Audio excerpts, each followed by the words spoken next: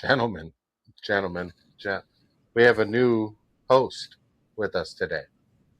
It's Yes. Who do we got here today? El Grande Gingerino. El Grande Ginger Nerico. Ginger Nerico, I like that. The big generic ginger. There we go. However you say that. That's beautiful. Well, I'm glad you had a good time. I'm sure we'll get into it. As you can see, I little bit too much maybe. Awesome. The moment got me, and this is only a couple things. So. Oh my god! But that's how it goes. Like when I'm you're gonna in put this down because this is the heaviest thing I own. I'm not kidding. It's like 40 pounds. I swear to God. That's crazy. That's awesome.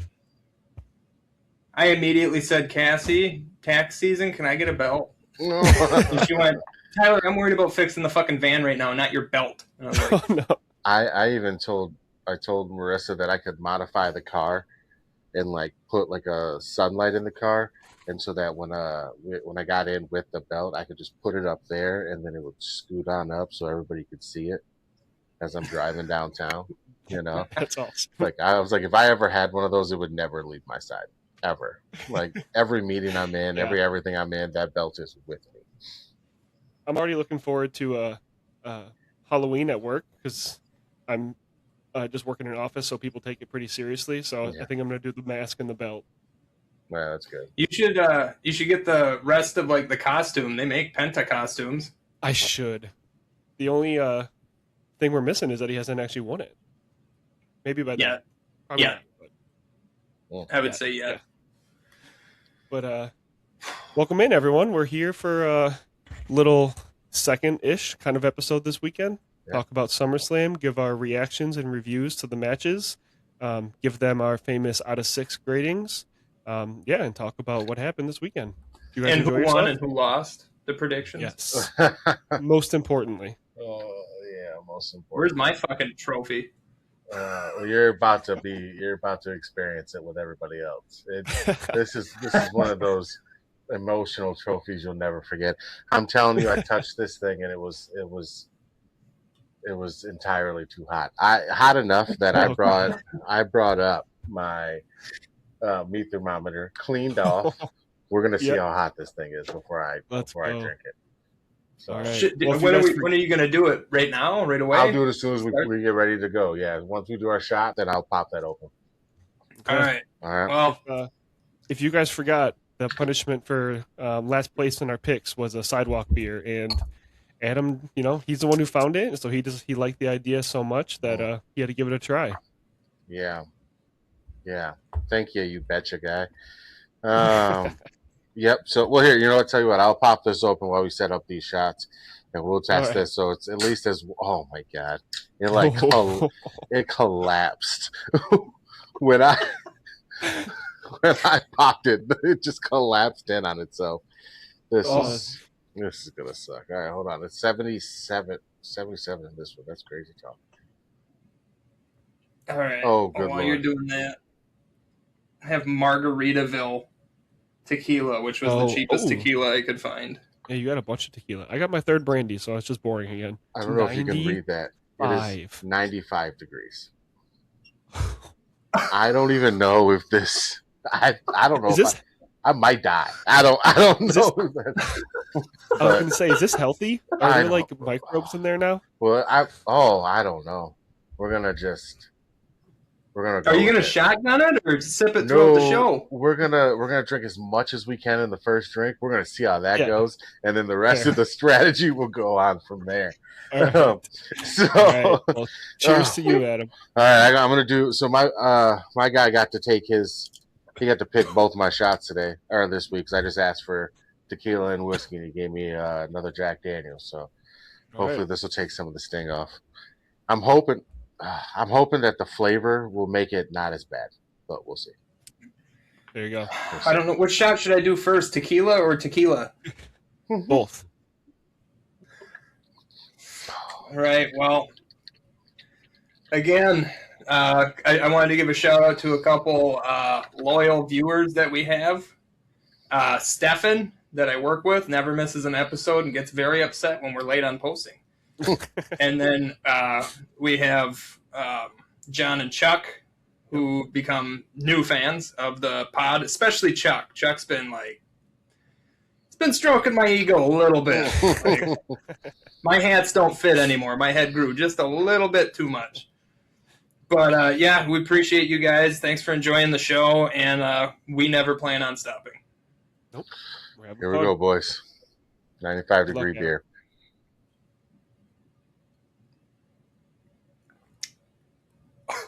Oh, you good? oh. You can taste the cheapness. The problem with is that the worst thing you've done on this show? What's that? I asked Adam if it's the worst thing he's done on the show. I've done Malort, so no, nothing's worse than that. But I will say the problem with this isn't so much like, it's sitting back there though, but it isn't so much like the flavor. It's the fact that it is hot. It tastes like tea.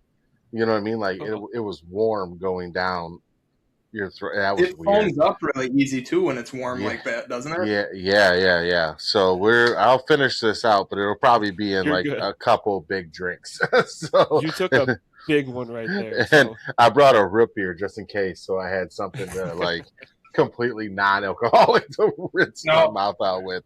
Because I'm not judging. I learned from almost puking with those Patrons. I brought a Sprite Zero to fucking wash it down. Combat this tequila. Did you buy that root beer thanks to Chad Gable? I was gonna say I should have went out and actually got what was that one? Was it A&W? I think it was Mug. Mug? Yeah. You're right. Mug. I should have got a mug. This is just this is about as fancy as we get. This is the high V version of root beer. There you go. We normally go with Kroger, but we were feeling a little fancy for our camping trip, so we got high. There you go. Perfect. All right, and just shout this one out here. Iron Sheik, baby. Sheiky, baby. Break your back, make you humble. So as we get into this, guys, did you enjoy the show? Did you have a good time at SummerSlam this year? I don't understand so many of the negative reviews I've been seeing. Yeah, I'm sure we'll jump into it a lot more, but no, I definitely think it was better than people are giving it for. I have a question for you though, because this was something I noticed when I went to Royal Rumble, which is nowhere near as big as what are you doing? Stop. As what you just experienced, and I thought it was really weird watching a PLE and not hearing the announcers. Was that weird for you? It was very weird. If WWE radio was on something like that I had, and I know it's just, what is it, iHeart or what is it? Sirius XM. Yeah. Sirius? Okay. I don't have Sirius, so I don't even know if I could get it for free or not, but I feel like if I had it, I may have tried to pop that in my ear while watching, kind of like at a baseball game, how people listen to the radio during a baseball game. Yep. I may have tried that because it was very weird. Yeah, it seems like the highs are high, but the lows are really, really low when you can't hear the announcers, because it just, I don't know, it seems to drag. But nope, I was wondering. That was a big thing I noticed. Yeah, it is odd. And I'll say, maybe this is just me, but this happens to me when I go to football games, especially. I get so, I don't know if it's so in the moment or just the way you look at it, or maybe it is the announcers and the extra stuff on TV and everything. But when I go to a football game, I look up the stats afterwards. I'm enjoying it. My team could win. I could know the players are doing good, but I have no idea who got all the touchdowns by the end of it and all that stuff. So I have not gone back and rewatched any of this. I've seen some clips, but I have not watched the broadcast completely yet. So I want you guys to start, because I don't have ratings down, which I usually do. So I kind of want to hear your guys' thoughts and opinions, and then see how that sits with what I experienced, because it was very, very different. And night one had a little more alcohol than night two. So I will say though, house shows, you don't get that feeling though. It's a completely different scenario. If I'm watching a small house show and I'm in the live audience, I don't, I don't miss the announcers, but when you're in a bigger one, you seem to. So, yeah, it is odd. And I'll say, like, maybe this is just me, but this happens to me when I go to football games, especially. I get so, I don't know if it's so in the moment or just the way you look at it, or maybe it is the announcers. But when you're in a bigger one, you seem to. So, Yeah, I think the weirdest thing is the individual spots. Like, if I know who won, I knew the big things. I like it was exciting. I loved it and enjoyed it. But there are like spots that I saw online afterwards, and I'm like, oh yeah, either I saw that and it didn't register, or I didn't even catch it. So Yeah, being there live is different for sure. It's just a whole different experience. yep, absolutely. So yeah, I definitely want you guys to give your ratings and reviews first, and I'll take up the end on this. We're getting an echo. Hey, what about now? Nope, it's good Yeah, now. I'm gonna just switch it to That was, headphones. yep, that was me. Yep. Yeah, treasures. So, Aaron, can you tell me in order night one the match card, and then I'll read off the match card and we can go from there. Yep. Liv defended her title against Io. Then that was followed up by, I was calling them the good guys all weekend, Solo, LA Knight, and Royce Keys versus the Bloodline. Next was Fatal Influence against the Bella Twins and Paige. It was then Gunther against Nick Aldis, followed up by CM Punk beating Cody Rhodes. Oh, I just spoiled it, but CM Punk against Cody Rhodes. If you haven't watched, I mean. And then You're not watching us. against Yeah, exactly. Obafemi against Brock Lesnar in the main event, which I was at the convention center all day Saturday doing like the SummerSlam takeover with like the Superstore.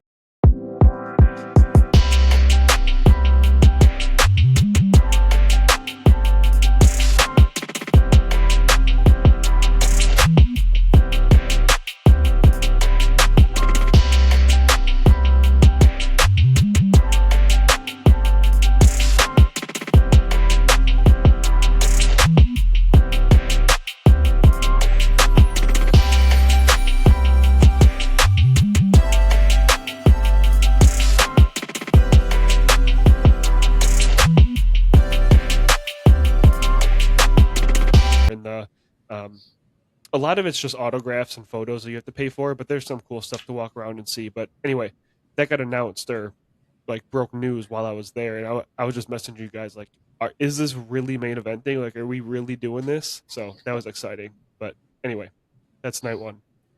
All right. So to start off then, Io Sky versus Liv Morgan. I predicted Liv Morgan. Aaron and Adam predicted Io Sky.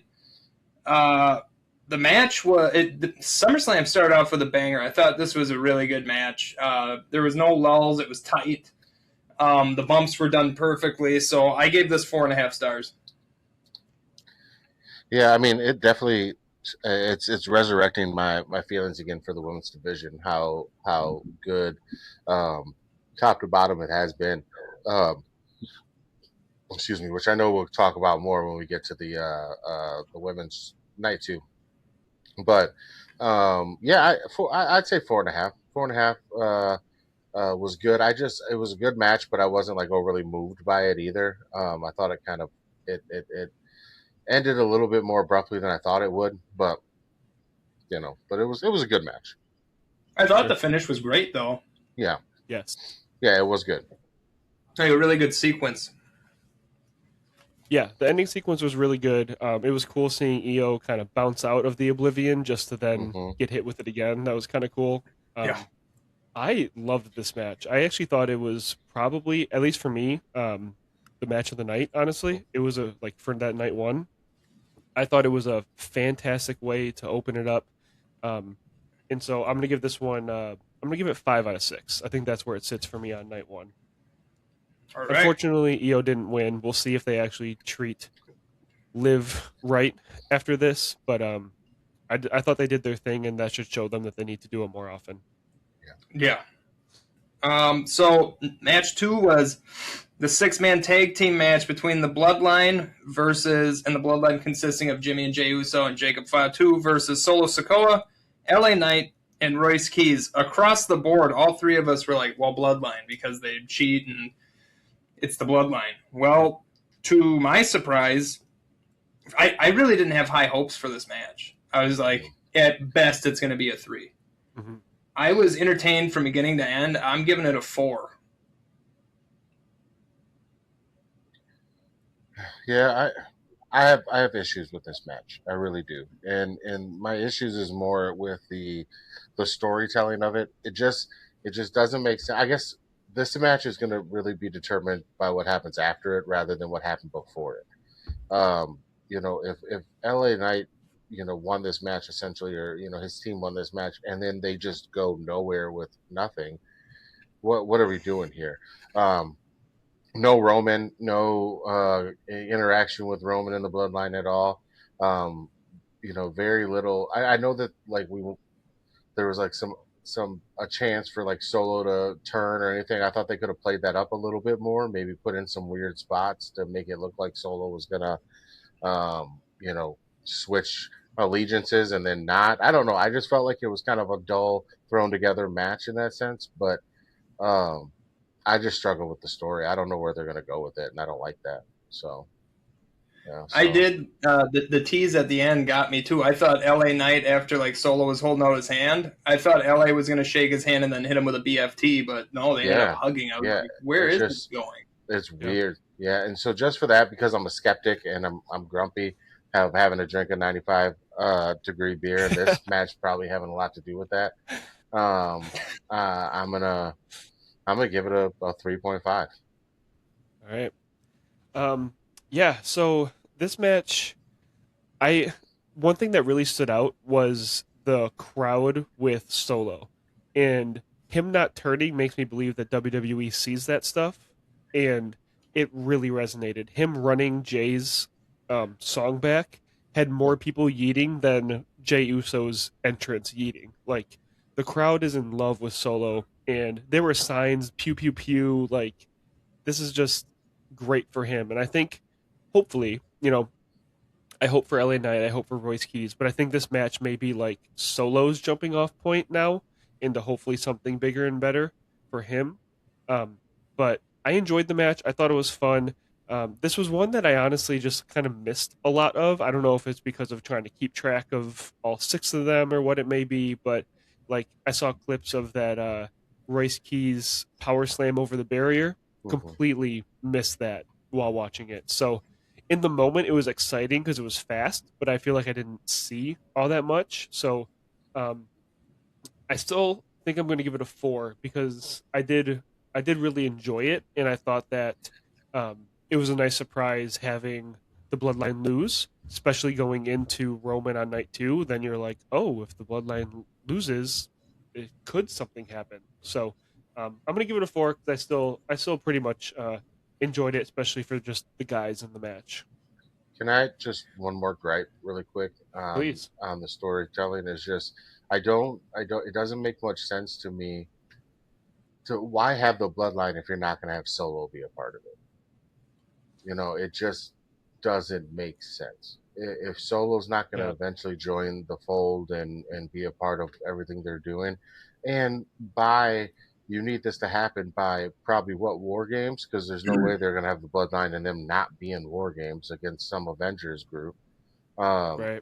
But if you can't have Solo not a part of that and then call yourself the bloodline, it just doesn't work for me. That's just another kind of gripe that I have on it. It does make you think that it could pick up sooner than later. Go ahead, Tyler. Or they're trying to stretch this Solo storyline out more, because I don't see the bloodline stopping trying to get him into the bloodline. Like, this wasn't the end of it. This feels like it's the beginning. It almost feels like they should have waited then. Really waited to introduce him to the bloodline story until they were ready for that.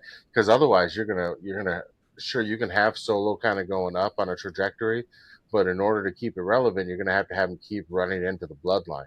And it's just gonna be kind of eventually that's all he's gonna be tied to. So they might need to move it a little faster. And you have Jacob being in the bloodline, but kind of like not being in the like. Yeah. Jacob's with Roman, not the bloodline type of deal too. Yeah. So maybe they're trying to say that, like, okay, this is the bloodline, but it's not the bloodline of old. We're going to have bloodline stories without Roman, maybe.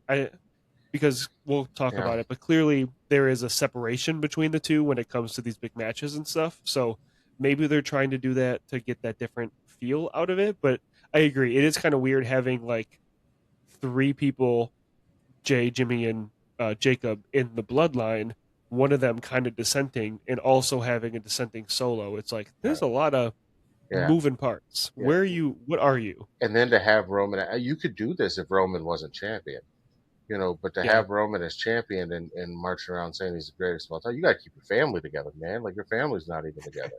So, Right. it's kind of one of those.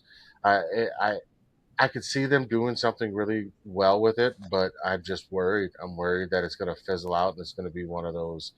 Well, people will just forget about it, and then they'll just go on with calling the Usos the Bloodline every time they're with Roman for the rest of eternity. Yeah, for sure. Yeah, true. All right. Next match was the 6-woman tag team match, the Bellas and Paige versus Fatal Influence. I had went with the Bellas and Paige, thinking that we all agreed that the Bellas and Paige were going to break up. We all agreed that. I just thought it would be after they win instead of after they lose. I mean, obviously losing makes more sense, but I really thought they were going to try and throw a curveball. You guys went with Fatal Influence, and you guys both predicted how the end of that match would go to a T. So besides that, Brie Bella legitimately got hurt in this one. Her shoulders messed up. Yep. So, I gave it a 3.5.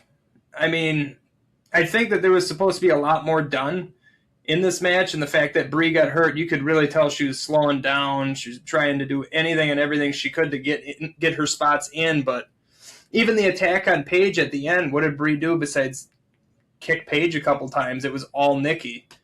Right.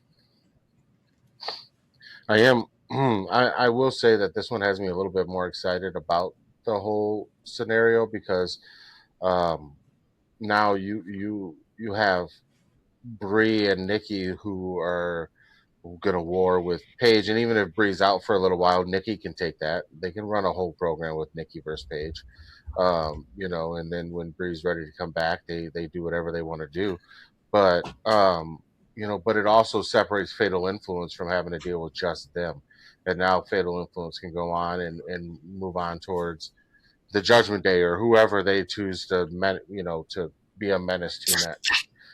So I thought it was good in that sense. I thought that part was really great. The match was take it or leave it for me in that in that world. There were some cool spots, but I'll go with Tyler 3.5. Yeah. So was there a spot that Brie got hurt? I thought it happened with something with the stairs. Okay, because again, being there, I only saw her hobbling around after the fact, so I wasn't sure if there was a...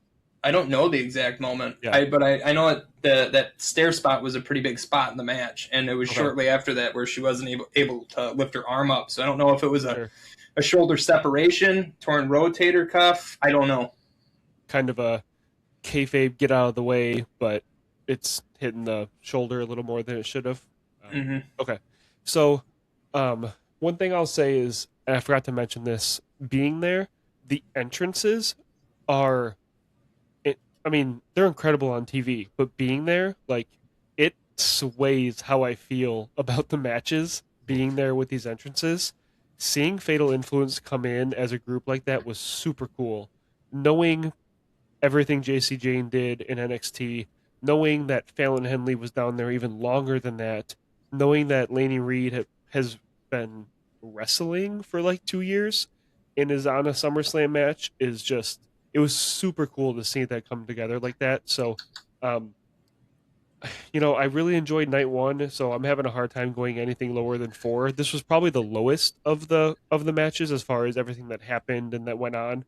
But, dude, I'm telling you, that Rolling Thunder in person smacks. Like that, to end that match was just insane. So, it just resonated in the building, even being in the stadium. So that was super cool. The heel turn plays into it. Maybe not a heel turn, but turn on Paige plays into it. Brie's injury is unfortunate. I feel like both of them have been wanting to do a tag team run, but they just can't actually fully get there, So if they weren't planning on doing a Nikki and Paige thing, I hope this makes them go to that before anything else Paige does. So I'm going to give it a 4. I enjoyed it, especially just because I really root for Fatal Influence. All right. Match number 4, Gunther versus Nick Aldis. Me and Aaron picked Gunther, and Adam, you went with Nick Aldis. This match was because I was nervous for Nick, especially like watching his CVV interview, and like you knew how much this frickin' meant to him and how hard he had trained for this, and to make sure like he said right in the interview, I just hope I don't disappoint anyone. Yeah. He didn't disappoint me. Like this match was like I don't know. It felt just as good as when if you watch back the Aldis versus Cody match from All In. Sure. I thought it was a 5-star match. I thought that, especially a lot of people there have never seen Nick Aldis wrestle. So Right. Can you imagine what they rated it after they saw him like just busting out perfect moves? Yeah. And there were times in this match where I was like, Aldis might fucking win this. Of course, Gunther does take the win. I gave it 5 stars. Up to this point, it was my favorite match of the whole show. I thought it over-delivered. And one thing that we'll talk about, and we'll talk about it on night 2, I don't understand what's going on between Aldis and Gunther now. Yeah. That confused the shit out of me. Yeah, All right, Adam, go for it.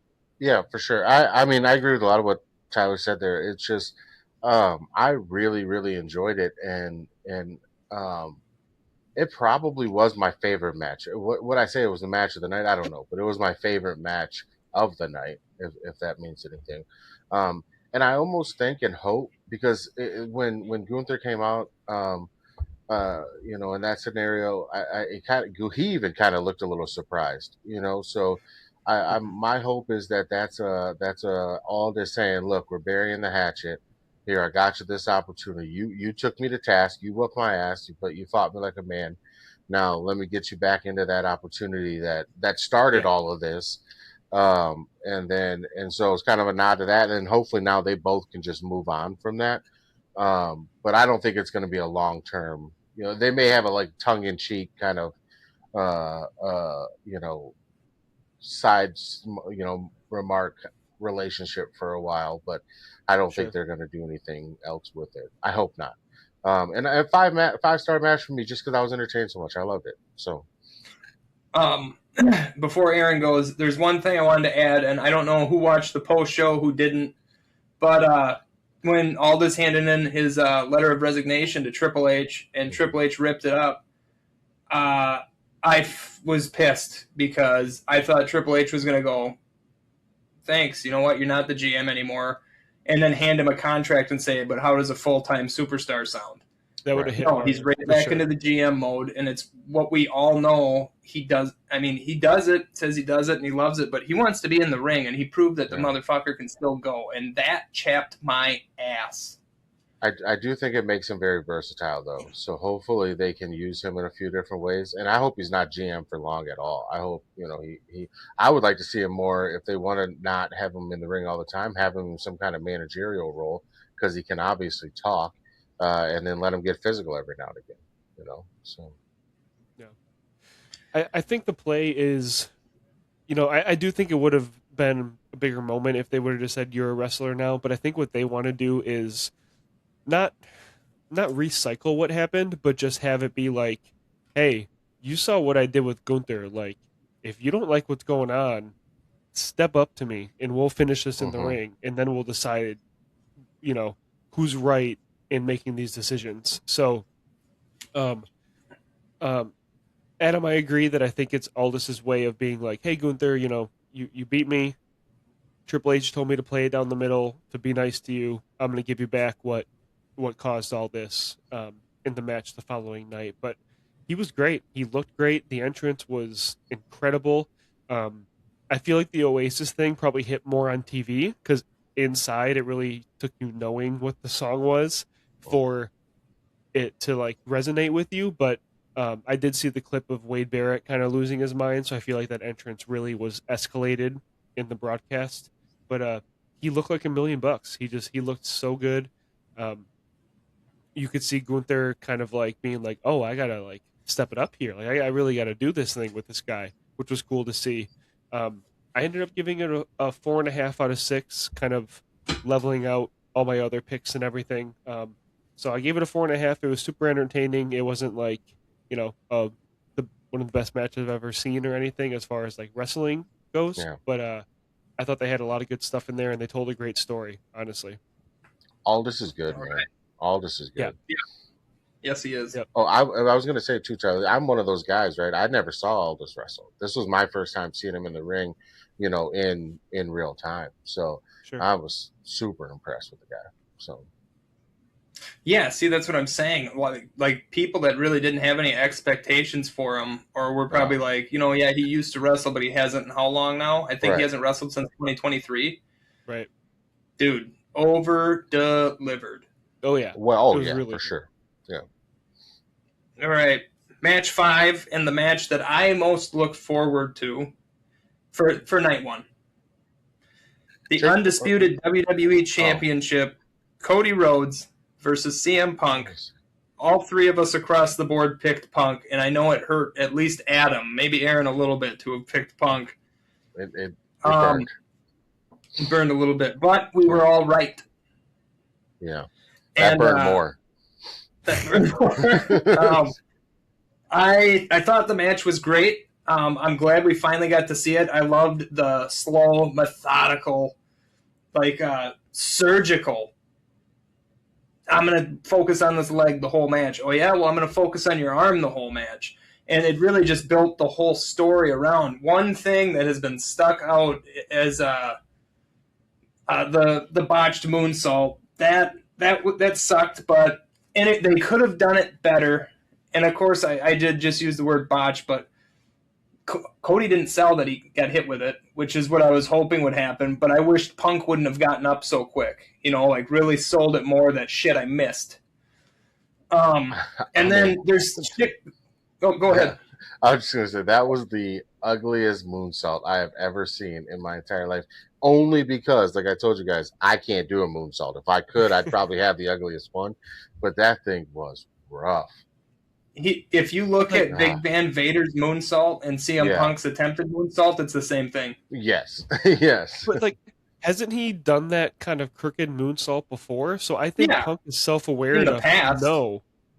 I think he was self-aware enough. I think that was on purpose. I think it was part of it. I think it was I'm pulling out all the stops to try to hit something I know I can't do, and it was a replicate of what had happened previously. So I didn't look at it that way. In the moment, it was just funny. It was like, whoa, what was that? But I think Punk's self-aware enough that anything that happens in the ring has an explanation. Yeah, that's fair. Yeah. And then there's this thing going around on the internet that's he had fucking ass and taint sweat through his trunks, right? People are saying that he shit his pants, and it's like, I didn't see this. No, trust me, I have a sweaty gooch myself. Oh, God. That's what my underwear looks like on a hot day. All right, they're under the lights. It wasn't shit. And Punk would be the first one to come out and say he shit his pants. That's what mine look like on a cold day, man. I'm so damn fucking hot all the time. So.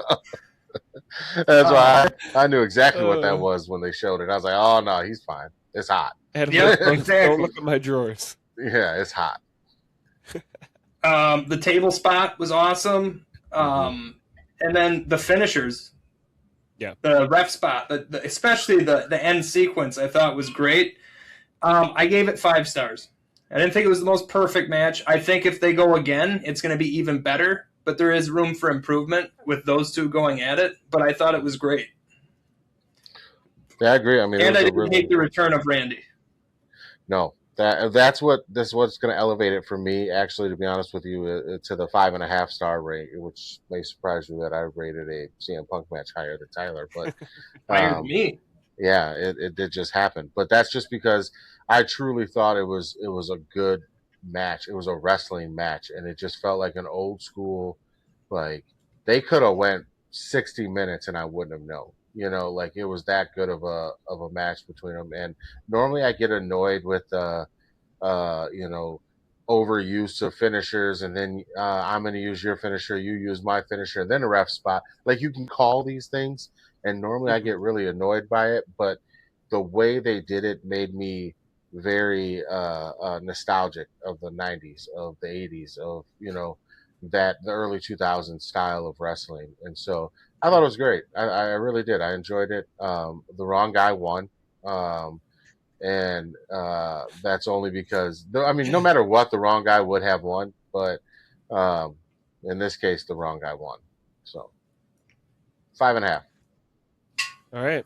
I'm coming in at a solid 5, like you, Tyler. I do think that it was a really good match. I think the problem that and I didn't know this till the moment. I did not think of this until I saw it. But the problem that this match had, as well as the problem that Roman and Seth had, is Punk and Roman was so good at Mania that now it's like, okay, they're now doing it without each other. What is that going to look like? So it was hard not to compare it to how I felt with Punk versus Roman, and I think it was good enough to get that 5. It's two of the best professional wrestlers. They know what they're doing. They know how to build up the emotion in those spots and everything. But I just don't think it went above and beyond in a lot of the places. It was the best that it could be for all the normal stuff, but I don't think it went to that next level. The Randy return was super exciting. With the Roxanne and Raquel interference in the earlier match, I could see that coming. Like, it was super like slow and choreographed. Randy, I didn't. Again, it was late in the night. A couple more were had before the one did earlier. You see the video that's going around on TikTok? Yeah, he sprinted his ass off. Yeah, like I didn't see him until he was in the ring, which was incredible. Like, it was just a super cool moment. The ending was great. If I have a real critique, it's we gotta stop with the GTS bounce off the ropes, land on the shoulders. I'm over cool. that. It should have been once with Steph, one time and never again. Maybe twice when the one where he collapsed. And he couldn't get it up the second time. Because that made the point. Yes. Yeah. It's got to be a spot. It's got to be a spot. But it can't be. It can't be in every big match he's in. But yeah, 5 out of 6. They were two of the best that do it. It was a good match. That almost needs to be like his super finisher. You know what I mean? Like, that's got to be his. Sure. You know, I want to see the Pepsi plunge. Damn it! Yeah. Okay. Yeah. But this move comes out only when I really gotta finish this match, kind of thing. So right, like he's meaning for it to happen. Where like right now they just keep playing it like it's an accident, over and over and over. Like it's not just gonna be like that. But anyway. Yeah, Cody did land on it so obvious too. Like like went off the ropes and then he like stopped and wobbled and went all right and slowly fall onto the.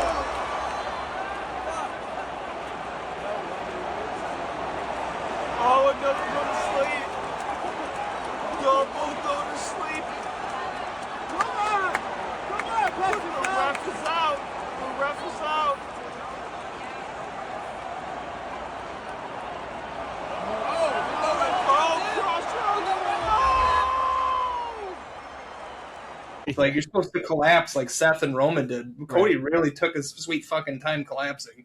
Yep. All right. Match number 6, the Hell in a Cell and End of an Era match. Brock Lesnar versus Brock Lesnar, basically. Brock Lesnar versus Oba Femi. Across the board, we went Oba Femi because we all assumed that Brock would do the correct thing and go out looking at the lights. You didn't know I thought I was really, really happy when Brock started out with Suplex City and it didn't work, and then they started wrestling. Something I didn't think was going to happen. And then using the cage, which they only used it a little bit, but that table spot, how loud was that in person, by the way? You know, so this is really weird. They must put mics on the ring. They do. There's live mics underneath the ring. Okay, because that's like the loudest thing I've ever heard. Anything on the floor is insanely loud, which is cool, but it makes everything else super quiet. So like the table, I really couldn't hear it. But then someone like stomps on the mat and it's like, whoa. So it was a little weird in person. But it wasn't super loud, but it was loud as shit on the TV. I thought my projector speaker was going to blow out. Oh no! Like, it was loud. Cassie was like, "That was fucking insane!" Like, but it added to the impact of like how cool that moment was. and the Hell in a Cell, with that really honestly being the only spot, it was more of a nobody can run away and Paul Heyman can't get involved. It was more there for that rather than for it to be used like a weapon, like traditionally the Hell in a Cell is used. Yeah. But what brought me back, because that was starting to lower my rating a little bit, but what brought me back was Brock being just a fucking monster and just heel kicking the mat and then ripping the freaking mat and the very thin protective foam. Cassie has never seen that, by the way, and she was like, that's how thin it is before the wood. I was like, yeah, do you see why I'm like, it fucking hurts? Yeah. It's not as fake as everybody thinks. The tombstone on the bare wood, awesome. The only thing that would have popped this up just a little bit more for me would have been Oba hitting his finisher on the wood. Yeah, but he hit it right next to it. I think he might have been nervous. Yeah, I think he'd be nervous too to hurt Brock Lesnar. Yeah, fucking rip your head off. Ain't you like you can't see when someone's on your shoulders like that? And I feel like maybe he was worried about like the step being like the difference in height being there too. So like you can understand it, but yeah, that would have sent it for sure. Yeah. And it I was feel almost like that was the intention, though. Yeah, I think so too. I went with 4.5. I went with solid 4.5. Like I said, those couple of things would have made it more for me. I was really happy Lesnar didn't make it an 8-minute fucking match. I was really happy. I thought Lesnar went out the right way. And then him coming back and saying all that stuff that he said, that was fucking awesome. So cool. I'd say a perfect retirement for a legend. Maybe. Yeah, I'd say stand-up guy. Yeah, Again, I'm not a big fan of any Hell in a Cell that doesn't go to the top of the cage, especially because I made a side bet that they would go to the top of the cage. I thought they'd go all out on that, but I don't think that's going to happen ever again. So, because they put all these old guys in Hell in a Cell now. So, but it's an Oba family match against Brock Lesnar, so it's going to already start at a pretty high ranking for me because I'm excited. It's the kind of match I love. It's just big, meaty men slapping meat, and that's what I'm here for. So it's a 5 for me. It's a solid 5. I enjoyed it. I had a good time. It was a good end of the era for Brock Lesnar, and he keeps that streak going of destroying SummerSlam sets. Like, it's crazy. Yeah. Leave shit alone, dude. Like, they got to be so happy this guy is retiring because he destroys so much of their stuff. But and we'll see. Again, this all is going to be contingent on what they do with Oba after this. It's hard to replicate Brock's career. He was a freak. So we'll see what happens. But I really enjoyed it. I got to give it a 5. We have Raw in an hour. Am I crazy to say that the only thing that makes sense for Oba is for him to interrupt Roman? Like, it would be a step. It would, like, don't get me wrong. I'm not saying he needs to like fight Roman like 2 weeks from now, but it shouldn't be pushed off to WrestleMania. What is Oba gonna do? Feud with Big Cass? Like, is he gonna challenge for the IC title? All that stuff. You don't want him to bury Big Cass right away, right? Or even like going for the IC title or something. Like, they have their own universe right now. Like, it just. I think you go to Roman. I think you go to Roman. And so I'm worried WrestleMania. I'm worried WWE is always too careful with this stuff, and they'll be like, well, that's a WrestleMania match. We can't do it now. And then Oba's just going to wrestle 3-minute squash matches for 3 months. So it could happen that way too, but I bet he at least makes sure Roman acknowledges him. I bet something happens. I agree with that, though. I do think something's going to happen with that tonight. Yep, we can hope. Yeah. All right. Tyler, I actually agreed with a lot that you said, so I won't go too crazy on this. I thought it was a 4.5 as well. I did think the biggest downfall for it was that it felt like a really good street fight and not a Hell in the Cell match. They really didn't use it to that accord for a lot of it. So that was a little unfortunate. And then I'm as big of an Oba Femi guy as anyone. I got an Oba shirt as well while I was there. Like, he's my guy. But they're towing really close to over not selling. It's getting a little bit. Yeah.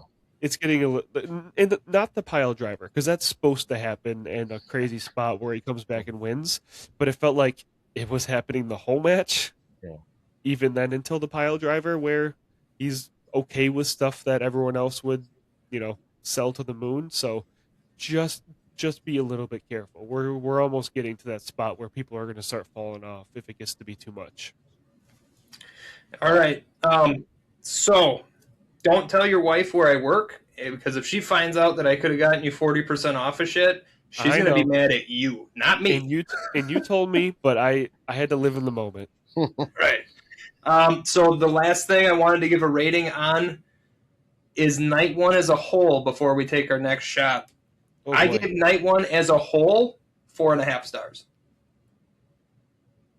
Yeah, I'm gonna go. I gotta go 4.75 just because I think that's how my stuff works out there. But in that same range, yeah, 4.5.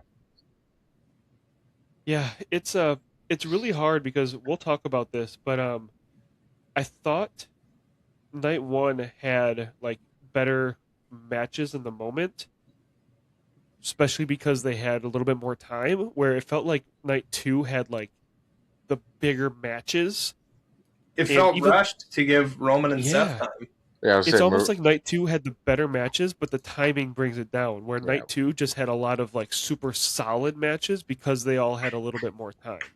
Marissa brought that up. Yeah, she brought that up too about the time, and I was like, "Well, you got to have time for Roman's entrance." Like, what are you even talking about here?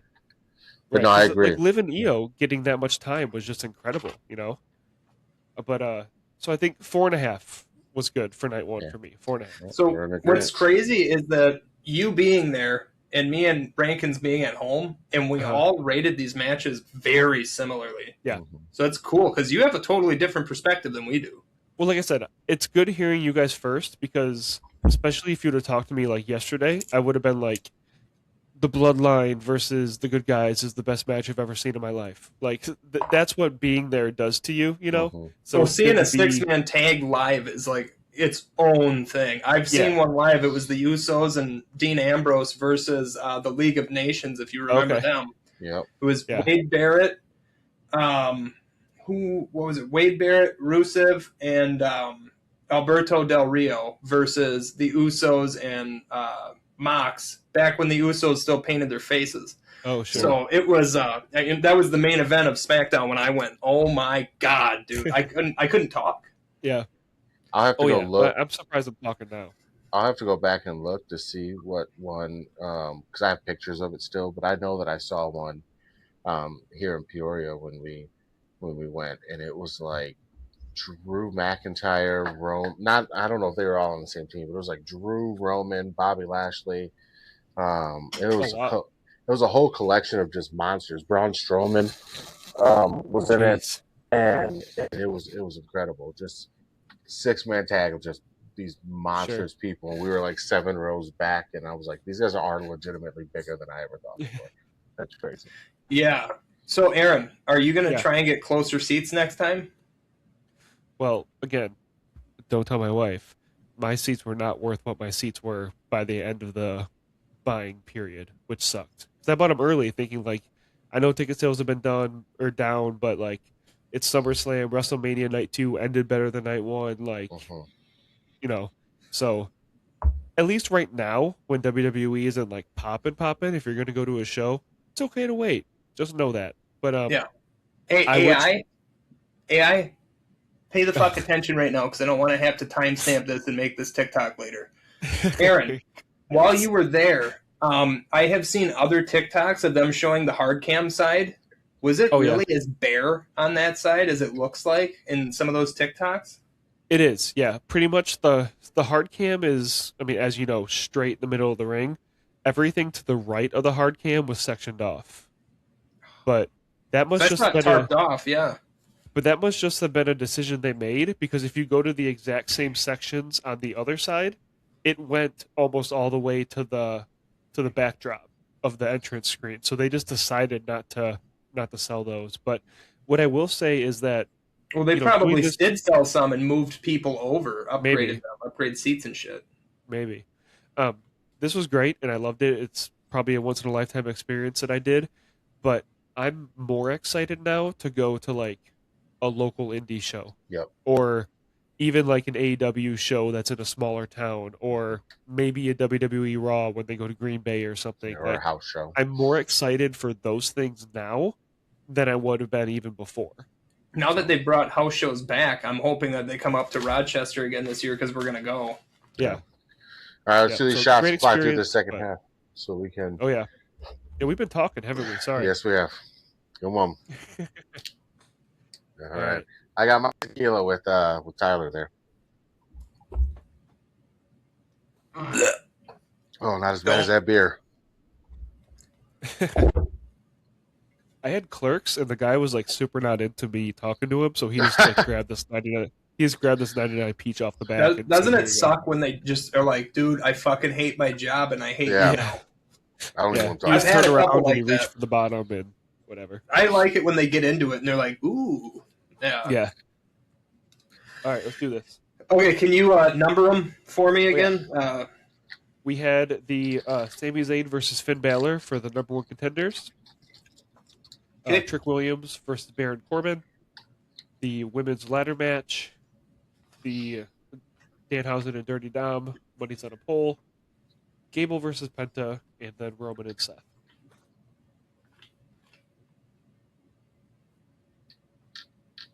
Okay. All right, here we go.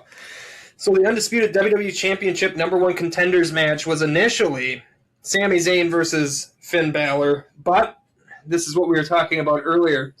Nick Aldis comes out and says, we're going to make this a triple threat. And this is the part where I was confused, but the more I'm thinking about it and adding up to what you guys said, maybe it was like, I respect you, and I know after you were in the ring with me, I know you respect me now too, because you saw the little like both smiled at each other and nodded, and so okay, that makes sense to me now. I kind of get it now more.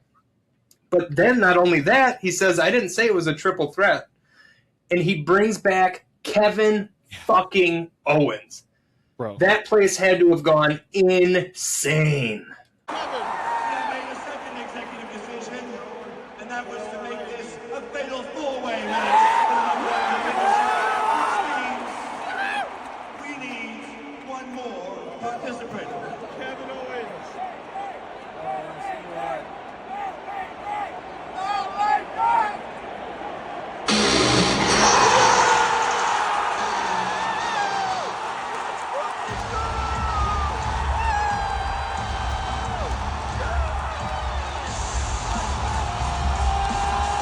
it hurt my chest, like screaming. The camera was going to people, like so many people were crying.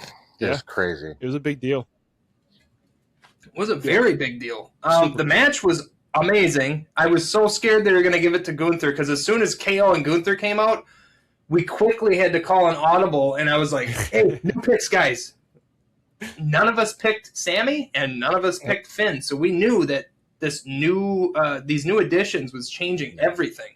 Yep. So me and Aaron went with KO, and Adam went with Gunther, and for a second there, I thought Gunther was going to win. Yeah. Me too. The match, first off, the facial, like, Sammy just standing there, like, in shock. And then Sammy- those two hugging each other and turning it into just a slugfest immediately. I was like, yep, that's about Sammy and KO's relationship. I love this. And then KO getting the win with the stunner was fucking phenomenal. It was awesome. I gave it 5 stars. Yeah, I'm 100% with you on that, Tyler. It was great for me. I'm gonna go 5 stars also, just because I want to keep it realistic. But it was a really really cool match. The match itself was almost kind of whatever, because we were kind of just waiting for that ending sequence to see who was gonna come out on top. You know, you were just kind of the whole time just pushing towards. Well, all right, let's get to that. That's the one I wanted to go a little bit faster. Even I wanted to see how it was going to end. So, but yeah, it was a really really really good match, man. I can't really say much else about it. KO being back is so cool. I like to see him in this role of fan favorite. I guess is kind of maybe what they'll do. I don't know if he'll just be badass Kevin Owens and be kind of flirting the line as good and bad, or heel or face again. Sure. The hug to Big E and the hug to Sami Zayn make me feel like he's not coming back as a heel character. So I'm excited. We'll see what happens. Yeah, I think he could play a really cool character that's not heel, but can easily be like, I don't like you. So a match can kind of feel face versus heel, even if it isn't a traditional heel. Because like I think we could get that with Punk and Kevin, Stone Cold So Steve Austin that'll is be that way. You know. yeah, absolutely. I give it a 5 as well. I don't want to harp on time on every one of these matches, but like, why was this match 8 minutes? They could have done a lot with this match, but seeing Kevin come out, seeing him hit swantons to the outside from the top rope. Dude hasn't wrestled in 500 days, and then 90 seconds in, he's doing that. Was Yeah, it's just like such a Kevin Owens thing to do. his neck's fine. So He's fine. yeah, exactly. So it was great. It really was great. It was such a cool experience. The one thing I worry about is Finn, man. With the one-on-one match, we really thought Finn could win it, and then now it seems like everyone has a direction besides Finn. Kevin's the number one contender. Sammy is continuing his phenomenal character work as this screwed over, pissed off guy. That's he's gonna maybe that's the next Nick Aldis match is Sami Zayn. That's what I'm Gunther thinking too. Gunther's gonna hang around the title picture no matter what he's doing. So it unfortunately feels like Finn is maybe the odd one out, but we'll see. I'm Oh wait, what'd you rate it? You rated it 5, right? 5. Mhm. 5. Yep. So I have a conspiracy theory already about what's going to happen with Finn, and it has a lot to do with this next match. So here we go. The United States Championship match, Baron Corbin versus Trick Williams. Me and Adam both picked Baron Corbin. Aaron, you went with Trick. It delivered. I got to see Little Yachty get put through a table, which I enjoyed way more than I'm sure you guys did. I don't have to look at that fuzzy title anymore, which was awesome because after the match, it was actually after the whole show, Kathy Kelly was interviewing Baron Corbin, and she's like, he just got that belt 2 weeks ago. He goes, yeah, and I'm going to pluck every feather out of this thing too. And then she goes, I think that costed a lot of money. And he's like, that's not my problem. And I was like, oh, Baron Corbin's back. Oh, God. Spoiler Well, alert, that's the belt that I'm getting. So that's There the you belt go. you're getting. yeah, when I get my It's belt, such a It good totally that fit. belt. It totally fit Yeah. Trick Williams. It really Oh, did. yeah. But I'm Yeah. going to be happy to see what it looks like now that Baron has it. I Sure. have a weird feeling that they might not just go back to what it looked like before. Maybe they go back to what it looked like in 2010, 2011, They tend to which refresh I after thought was this. the better looking version. Yeah, they tend to Maybe. refresh after legacy belts. So Exactly. I thought Trick and Baron were on that whole match. Obviously, Baron's been wrestling on MLW pretty much since he was released, and I know he's had banger after banger after banger down there with Dijak being his tag team partner and everything. I thought it was cool, the little storyline that MLW had with Baron Corbin basically holding out for money, and then Dijak needing to pick a new partner to defend the tag titles. Baron left being the tag team champion, by the way, if you guys didn't know that. Here's what I'm thinking. Does Finn start going for I hope he lets Baron find a different rival first, because we already know Trick is going and looking at the championship division. right. And this is Probably. another reason why I was like, Trick's not going to win because of that confrontation that him and Punk had. Punk True. knows Trick is upper echelon material. Trick Yeah. knows Trick is upper Yeah. echelon material. Baron Corbin's the right guy to be holding the U.S. title right now. Trick should be moving up. Sure. Him losing the belt is like giving him a diploma and saying, you graduated. You're out of the mid card. That's what it looked like and felt like to me. It is true. What if Finn is the guy to take out Baron Corbin, or at least have a few bangers? I mean, those two already have chemistry. Baron's a big dude. Finn's fast. Those matches usually are really great. Sure.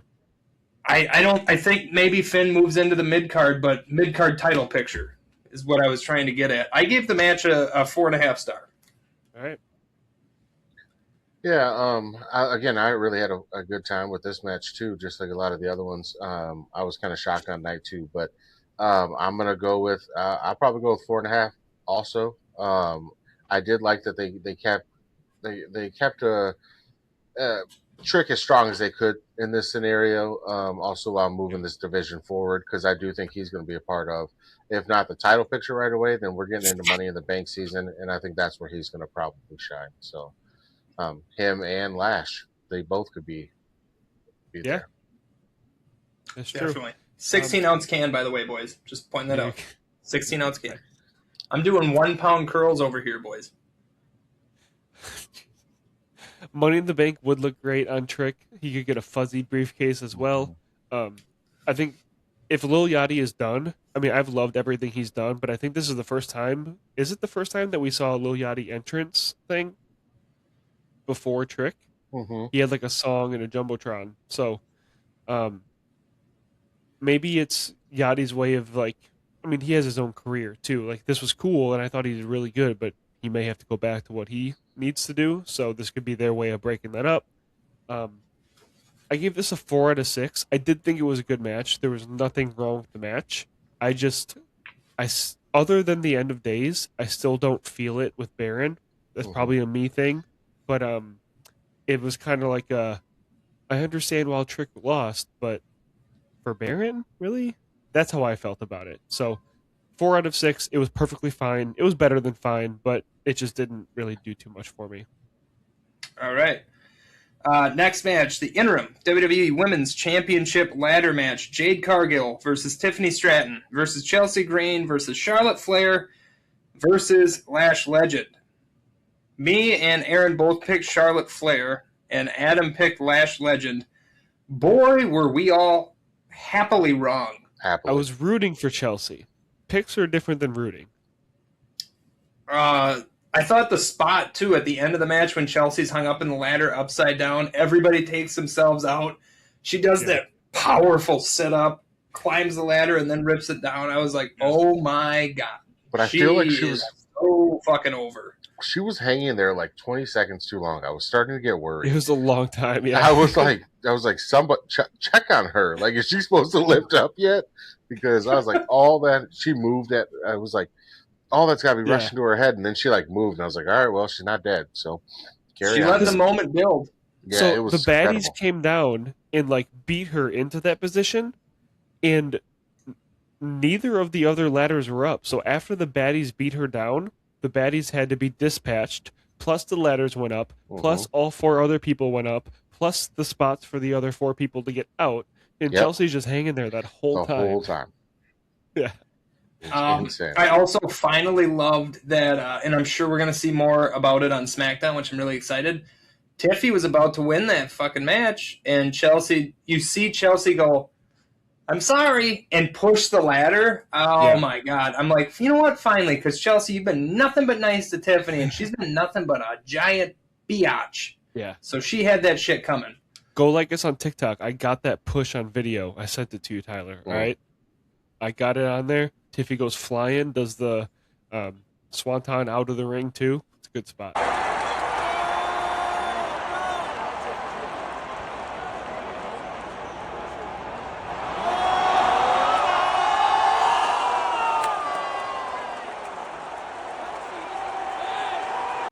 I'll post it. I posted Seth Rollins' entrance right before the show, so we got another one posted, which was insane. I love the Shield part too; it was great.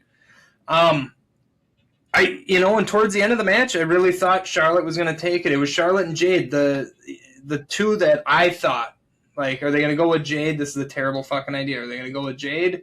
Sure. WWE's notorious for having bad ideas. Road Dogg's gone now, and they don't have anybody to blame now. Look at it. Road Dogg's gone, and they're still having bad ideas. So it obviously wasn't Road Dogg. That's all I'm saying. I just got his card on 2K. Pretty excited about it. There you go. Hell yeah. Love the Road Dogg. I wore his shirt, what was it, last week or the week before, Aaron? Yeah. Yeah. I'm always going to be a fan of the Road Dogg. I gave the match 5.5 stars. I know it wasn't a super long match, but Chelsea Green finally got put over. Nobody botched a single fucking thing. The thing was action-packed, and I thought it over-delivered. And again, WWE swerved my ass by not come on. We all heard Michael P.S. Hayes on the fucking Unreal. She just not championship material. Listen to me make a shitty country song in front of my friend's grave again. She Fuck thanked Michael him in the post show. She said this title goes out to Michael Hayes. That's awesome. Yeah. Yeah, I love that too, and that built maybe it's a little bit of her interview afterwards too that brings it up a little bit. She's great. She really is. It's so well deserved. You know what? All right, I'll be realistic. I'm gonna drop it to a 5, but seriously, it was a 5. Yeah, and I know it wasn't long. It didn't need to be. This one didn't need to be, just with how action packed it was. Yeah, I agree. It was pretty action packed, and again, I'm going to harp a little bit on the time on this. This is the kind of match that can really unfold some cool stuff, and they didn't get to. And for that, I'm going to hold them back a little bit and go 4.5. Not because I didn't enjoy it or it wasn't a good match, but only because I am sick and tired of the WWE not giving these women the time they need to put on a match. We could go back and look, but I'm sure the men's match for Intercontinental, title was longer than this. I can find it if you want. Yeah, feel free. I may eat my words there, but it's still one of those things that just doesn't feel like they're giving them enough time to put on a great match. They put on a really, really good match, but women like Jade, they need to be out there and getting opportunities and reps and working with more people. So these matches have to be longer. They have to be long enough for them to get the true work. So I'm gonna give it a 4.5. But I did really enjoy it, and I'm very happy for Chelsea. Now let's get Matt Cardona back in some at least a title picture, please. So this match was officially 13 minutes. The IC was 15. And, okay. In wrestling, 2 minutes can be a lot. Yeah. So, we see that. I mean, it's a huge thing for 2 minutes. But I just want to see. I want to see the women get the time. I'm with you. It's frustrating. Yeah, I went 4.5 as well for a lot of the reasons you said, Adam, about the time. But something I'll add is that I don't want to say that ladder matches have to be high flying, but when Tiffany is the only kind of high flyer in the match, it does limit what you can do. I feel like the power doesn't translate to the ladder as much. Like, how many times can you just hold a ladder and hit people with it? You know what I mean? Yeah. So they did their best. They did a lot of really cool spots where, like, they had a lot of, like, power bomb or even, like, the jaded type stuff onto the ladder. Yeah, that Lash Legend power bomb. Oh, man. Oh, off the top rope, yeah. So I'm not saying it wasn't good. I'm not saying it wasn't gnarly. I'm just saying that when you see ladders, you expect up in the air, and this wasn't that. So I went 4.5. The winner and the pop and everything definitely plays into that. It's so well deserved. I'm super excited to see what she does. It's interim, so I'm hoping that WWE doesn't like treat her as lesser. I'm a little worried about that. I don't want Rhea to come back and do like a Brock Lesnar versus Kofi type deal. So yeah. But we'll just see. In the moment, though, 4.5, great match. I will say a good mixture between power and speed, or power and high flyer, in those matches is nice. It is. I don't think anything will ever live up to what we had with the Dudleys, the Hardys, and Edge and Christian. Nothing will ever. It'll never happen again. You had a group that was flyers. You had a group that was like in between, and then you had a power group, and it was. You've never watched it, Aaron? Is that what you said? No, I haven't seen it. What? Mail this guy the DVDs ASAP. Mail you have right not seen now. Those? I haven't. You have I'm to sure it's on YouTube. You have to see it unfold though, so you almost need to watch it. You know what I mean? You got to watch the build up, and then the match, and then the build up, and then the match, and then when they get to the TLC. Yeah. All right. He really hasn't seen that. Oh no. God. Oh. I wrecked Tyler. Aaron. No, just give me the year, give me the event. I'll find it. We'll get it. Don't find it on Netflix. Is all I'm saying. They'll probably edit the good shit out. Yeah, we'll get it to you. You need to see these. Okay. Hey, I'm in 1990 right now. I'm working on it on my rewatch. All right. Oh, you're getting. You'll catch up to it eventually. Then, but my God, you're still 9 years away. Yes, it's just a decade away. All right. Dominic Mysterio versus Danhausen. This will be I quick. believe in Joehouse, and I believe in Danhausen. And I picked Danhausen to win this one, and you guys picked Dominic Mysterio. Well, yeah, Again, of course. I'm tired of because people are, and of course it's the same people that always bitch, which I've noticed on TikTok and YouTube. It's the same people that don't like gimmick matches. That's fine. On a pole match, that is something straight out of WCW 2000. This is straight that's Vince a classic Russo. feel. Yep. Not the biggest fan, but they played into it in the best way, which was actually refreshing. I will say. But it's a gimmick match. The Mini-Housens came out, Hendry came out, JD and his big giant bobblehead came out, and he was laying midgets the fuck out hard. Oh my god! Is it just me, or does JD look like the little person final boss? Like, if there was a game Kinda. of like all Danhausen mini housens, and then like the last one is JD McDonough. Like that's He JD kind of is a McDonough. full-size midget, isn't he? JD McDonough could be a That's mini so housing good. final boss. That's He how posted I feel. on Twitter that a picture of him doing the choke slam, and he said, "This must be what it feels like to be Oba." Because he had those guys. He's Hi. so good Yeah. about it. He's so good about Yeah. like the jokes and like the fun stuff. So he Yeah. doesn't even, which is awesome. So Now what's rated? knowing what a gimmick match is and knowing what to expect and the you are cursed and the corner spot again and everything else, I was here for it. I gave it just a solid 4. And I didn't go higher because they didn't do a lot of like actual wrestling, but they did a lot of gimmick. Yeah. And sometimes you just need to let your imagination run wild and just let the gimmick take you over. I love that Joe Hendry got some more work, and I'm starting to see this be a partnership that might have legs. I would say a 4, almost a 3.5. Almost. If they didn't play it out just right, I'd have went 3.5, but I went 4. Well, I'm gonna put you at a 3.5 because they put Dom in a gimmick match, and I'm sick of that shit. That's another my thing. They're frustration. burying Dom. Yeah, I'm sick of it. But I will say for the match, it was fun. It was a good time. Brad Williams was one of the mini housens, so that's awesome. Yes, he was giving out ice cream. It was awesome. Yeah, it Love makes me Brad very Williams. happy. So That was the longest line at the pre-show. Was the fucking ice cream? I didn't get it because I wasn't going to wait 30 minutes for it. Oh, that's Fuck, I would have done it just to meet Brad. yeah. Bro, Yeah. it was insane. 3.5 for me because it is a gimmick match and it's got to be treated as such. But it was fun, and I think there should have one of these on every major card. I think every major, because that's how they used to do it back in the day when you had Doink the Clown and some of these other ones. You had one of those matches and normally open the show, but I like it in the middle. Give me something that I can get up and go to the bathroom if I have to real quick. I mean, not that the 87,000 commercials don't do it enough for me, but I'm just. I told you guys, I was able to get up and take a full fucking shower before the main event started. I was like, they're going to be playing packages of shit I've been watching all fucking night. Yeah. I came back just in time for that entrance.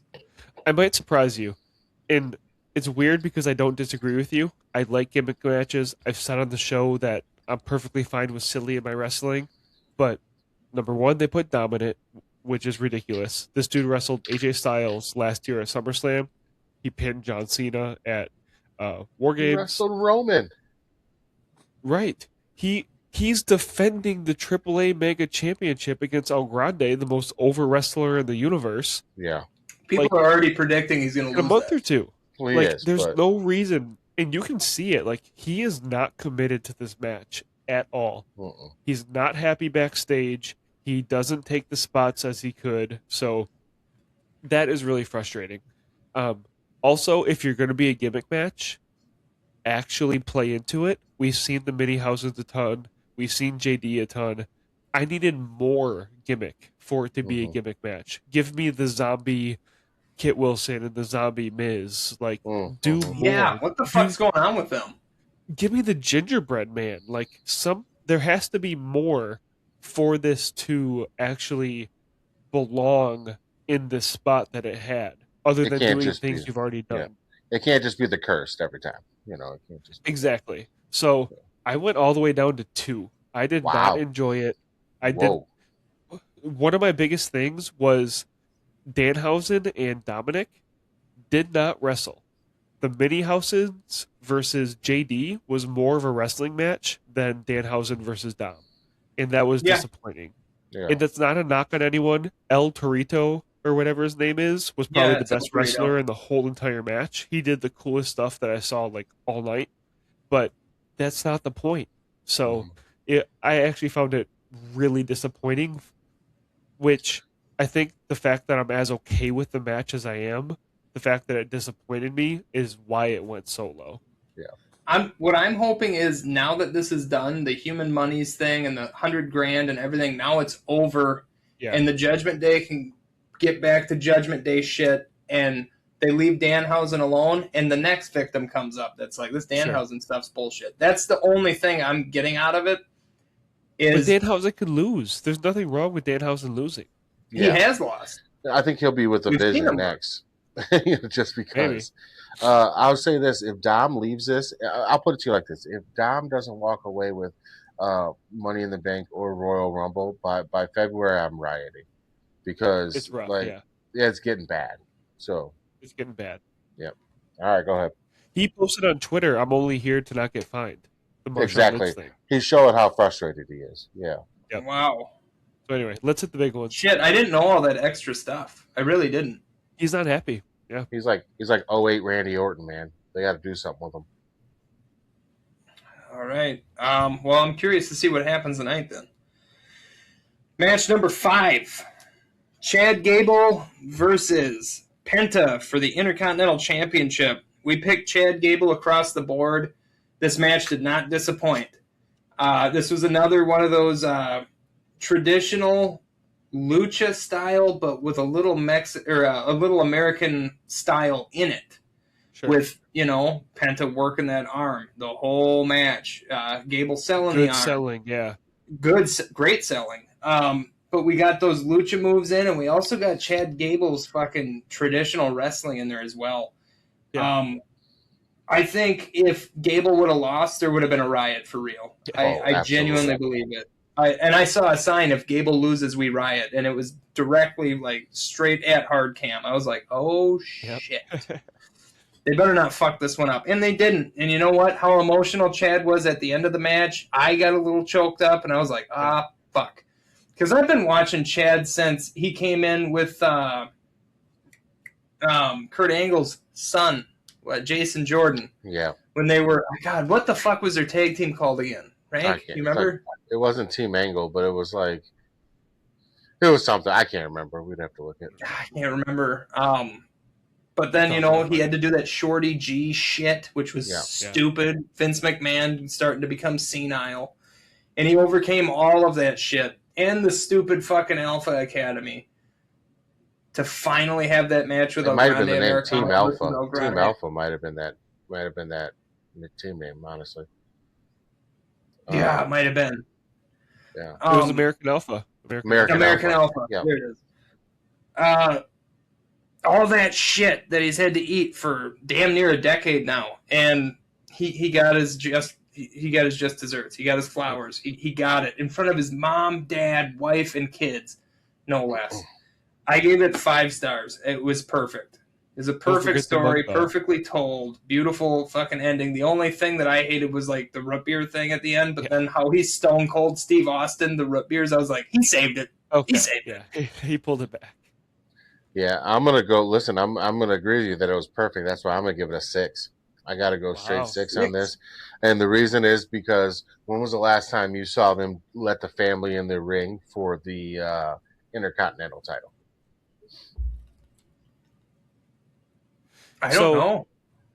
It was cool because it was actually a callback to the mask versus mask match. Right. Family came in the ring, and he did the debrief in the ring for that championship, like he did when he lost the mask. He said, "I'm Chad Gable. I was born here, raised here, yada yada." And it was a cool like Yeah. full circle moment to tie in the Lucha Libre stuff to it as well. And probably ended that story, which is cool. But it's just Yeah. why I gave it such a high. I mean, it was such a moment, and WWE wanted it to be a moment.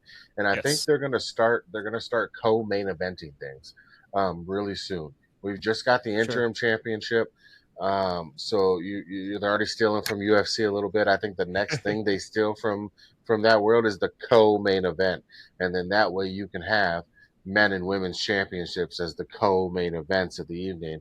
And Well, I think Vince we're was doing that at one point, remember? Because Yeah. Vince McMahon, the whole, if you listen to The Art of Wrestling, when CM Punk was on there, the one that they went lawsuits, this and that, and the other, and caused Colt Cabana and CM Punk to not be friends anymore. Apparently, there was other shit too that we didn't know about until later. But Vince McMahon used to tell people, "There's 4 main events." No, there's fucking 1 main event. Well, and I'm just There's thinking more. they're going to do 4, but it's going to be the 2 nights, right? So it's only going to be on those bigger cards. You're going to get it on SummerSlam, and you're going to get it in WrestleMania, but they're going to call it the co-main event, and that's The why co-main event, yeah. you're going to be able to have now 6 to or I would say 8 to 16 people be a part of a main event of WrestleMania, and now you make it more special. But that's just the next money grab. But yeah, that's where I got 100%. 6 for that. Right. I got 5 for it. I don't really have too much to add. It was just a great match. My biggest thing was by the time the ending happened, I was like, no, I want more. Like, this could have went 8 to 10 minutes more. Oh, definitely. It was probably the best 11-minute match I've ever seen, but it could have been, one of the best 20-minute matches that we've ever seen. I thought it was a 15-minute match. It was 11, unfortunately. 11? Yeah. Oh. Yeah. So they fit a lot in 11 minutes. Damn. That's how great it was. So it really was great. I do wish it was longer because I feel like they had a lot more to give. So 5 for me.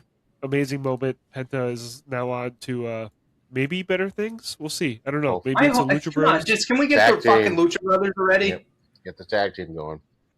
But Rey Fenix has the AAA cruiserweight right now, so he's kind of doing his own thing. Take it off him. Take it off his short ass. Give me the Lucha Brothers. Triple Mania is coming up, so I could honestly see Penta just doing like a full-time AAA, like 3-month, barely on Raw type of deal. Just do a full-time AAA for 3 or 4 months and then come back. We'll see. My grown-ass man fucking pillow on my adult bed. I have kids. And it's the goddamn Lucha Brothers, okay? I want the Lucha Brothers back. Yeah. All right. Main event time. Seth Rollins versus Roman Reigns to end it all forever? ? I don't know. They've said this like 8 times now. I've seen this match 17 times. Let's see. We went Roman Reigns across the board. I knew this match was going to be great. I've just seen it so many times. They finally put a little more of a twist on it than the other ones that I've seen, so it was refreshing. The mask, the Shield entrance part, even the ending part where it was the Shield knuckles and they put the mask on the ground, and I was like, that's supposed to signify Dean Ambrose. Yep. One more Shield bump before we're done forever. I don't think they face each other ever again. I really don't. It was a lot of Shield. Yeah. It was just, man, dude, every single finisher, I was like, this is it. Yeah. Even the one Seth hit. And then I knew if Seth was going to land that stomp from the top rope, I was like, it's over. Yep. Nobody's kicking out of that. Yep. So the move, and Aaron, you didn't get to see this part. Me and Adam did. The amount of talking and the microphone picking it up on camera for us to hear between those two. So as fans, a chant started. It was light, so I don't know if it got picked up, but we were chanting, "We can't hear you," because you're talking, but we don't know what you're saying. So we heard it. It's for TV. We heard it. It's a Roman thing. It's for TV. Yeah, Roman does this every match that he has. All 6 he has a year. He does this. Oh, man, you're giving him a lot. But it was really cool to have that, too, because it was he had brought shit up about him and Seth being an FCW together, and then he brought stuff up about being an NXT and the Red Rooster, otherwise known as Terry Taylor, one of the coaches in NXT, bitching at them all the time. He brought up so many things during this match, and like Roman having the chair and throwing it aside and going, I'm going to beat you on my own, and then doing it, I was like, oh, shit. So me shitting on this match as much as I did, knowing it would still be really good, I thought it was a 5-star match. So I give it 5 stars. I thought it delivered a little bit more than I expected it to. I'm going to give it a 5.5 because I can't let Punk have that and not give it to Roman and Seth. So I'm going to give it a 5.5. But I agree in a lot of ways, but it's just the imagery, the storytelling, the showmanship of it. I am a little annoyed with the whole talking to the TV thing. I was actually in my head mentioned that. I was like, this is annoying. But yeah, and we all knew which way it was going to go. But for a minute, we thought maybe. And so that's what Roman does best. Roman gives you that minute of maybe better than anybody in the game, in my opinion, which is an amazing trait to be as the OTC and as high as he is and still be able to show vulnerability and the ability to almost lose, but come back bigger and stronger each time. So yeah, 5.5 for me. It was a great match. I really had a good time with it. Yeah, I give it a 5.5 as well. I thought this was peak storytelling. Like you don't get much better than this storytelling. You had the Shield stuff, you had the Roman not beating Seth stuff, so you kind of had 2 stories together, and they told it so great. And so the one thing I didn't like in the match was the crowd section. It just didn't add anything to it, in my opinion. You're just not going to count as the ref for like 3 minutes or 2 minutes or whatever it was. You didn't get to hear them, but they kept explaining that away. And the announcers, they explained it away the whole time. Or whatever. Yeah, they're like, oh, he's going to give him some leeway on this one. He's definitely giving him leeway. A Which match is this fine. big. I do get it. Yeah. They do it in AEW all the time. I totally get it. Yeah. Seth hit him with like a pole. Like, it was, so. Hey, they brought the chair in. This was one of those matches where, you're supposed to let your imagination run wild a little bit, and Roman Reigns is running shit behind the scenes as much as the GM. So as far as we know and as far as we're supposed to think, Roman said, don't you dare count this a yeah. It's a small thing in the grand scheme of everything. It is small, but I will say it stood out being there because it was really slow through that part. So, but besides that, it really was a phenomenal match. It got close to Punk and Roman. It did. Yeah. It didn't get there, but it got close. Like if we're talking WWE match of the year caliber type once deal. Again, Seth's number 2. Yep, exactly. But it was really that good. And I just have to say, I know Tyler, you won't like this very much, but Roman is having a hell of a 2026. Like, we can knock his dates and everything as much as we want, but you win He's the showing Royal up Rumble, more than I thought. Sure, but even if you just think of PLEs, if you win the Royal Rumble and then you do that Punk match at WrestleMania, you have the back-to-back Jacob Fatu matches, and then this now with Seth, man, he has his fastball right now. Yeah. So, and it's not Bloodline. It's him. It's Roman. You know what I mean? Right. Yeah. We're at that last point where we got to rank night 2, and we'll do night 2 and then our immediate full SummerSlam. So for night 2, I gave it 5 stars. I gave it more than the first night. All right, you want to just do your total now? Yep, I do. As a total of night 1 and night 2, it's got to be 4 3/4, right? I got to meet it in the middle. 4.5, 5, 4 3/4. Yep. Yeah. All right, rank, go. Yeah, honestly, it's kind of funny because I'm going to go 5 also, and I think I said like between 4.5 and 4 3/4 to begin with, so I'll keep it right at 4 3/4 for the entire show. It was good, man. I don't want that to knock it. It was a good SummerSlam. So, and I was very. It was. Yeah. Yeah, I was ready to be critical. Last thing before I give mine, I know we're running long. I don't know how the commercials felt, but being there, the pacing was actually really good. Like there were times where I couldn't even piss before the next match was coming up. So No, it happened because I was trying to take a shower since the first match. So yeah, that's how okay. I noticed it. And I wasn't Sure. able to shower until between Gable and the main event. And I was like, oh, they're going to show a bunch of fucking packages. I got to go now. Sure. Yeah, it was less I know commercials people and more complain about the packages. commercials. The match time was a problem on night 2, but besides that, I thought the pacing was really good. It did feel like WWE kind of got back to like their deal of storytelling and matches to go along with it. So I'm with you. 5 on night 2. We're right in that 4.5 to 5 range as a total. Perfect. All right. And then the last part. Totals for predictions.